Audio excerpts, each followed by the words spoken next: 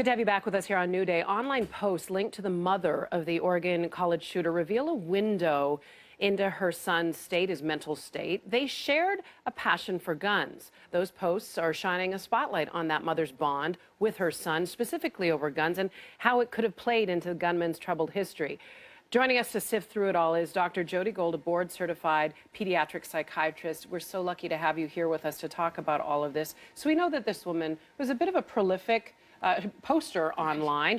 Says she was a registered nurse. We've been able to confirm that. And she also claims that she also has Asperger's. And I would just want to talk to you about what we know about Asperger's, because this has been brought into the conversation. We know it's on the spectrum of autism. We know it's a developmental disorder. Yeah. But is there any reason, any science to link any planned violence to this diagnosis? Now, let me start by being very clear. There's no link between mental illness and violence, and there's certainly no link between an autistic spectrum disorder and violence.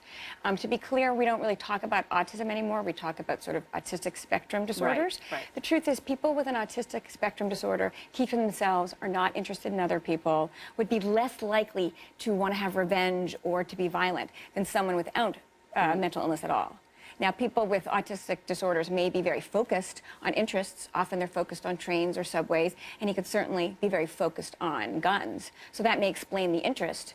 But there's no link between the mental illness and violence. And then there's a lot being made about the relationship the mother and the son had, not just their relationship, but their common interest and their bonding over guns. And I actually want to read to you something that the AP, they spoke to a psychologist, Peter Langman, and they say this psychologist said in some cases parents don't recognize there's a problem. In other cases they're aware of their children's mental health issues, but they don't see any evidence of violence, so they don't see any reason why not to take their kids target shooting. Parents may also use guns to bond with a mentally troubled, isolated child who is obsessed with weapons and violence. That seems like a really, really dangerous prescription. Yes, that's true. But the truth is that everything that she did was legal, and in our country, it's okay to bond around violence. So she bonded with him around guns. We know that. We know that they both had very big interests. Do I think it's a good idea to bond to a mentally unstable person around guns? Of course not. Is it something that somebody with this diagnosis, I mean, the common sense would say somebody with this kind of disorder, they shouldn't even have access to guns?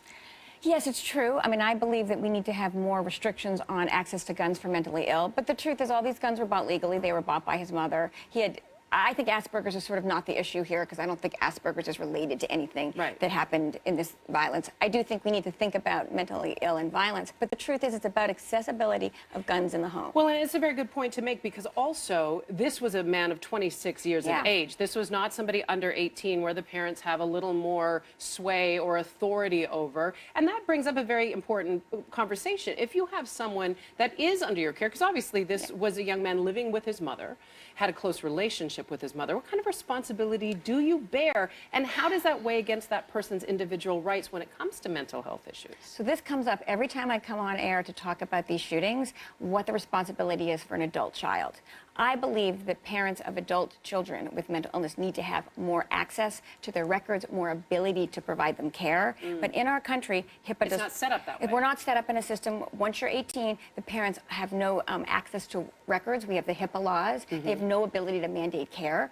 So that is something as a country we need to be talking about, how to provide comprehensive services to mentally ill and how to allow adults who have adult children with mental illness. However, I don't know that that's the key here. I think she tried to get him care.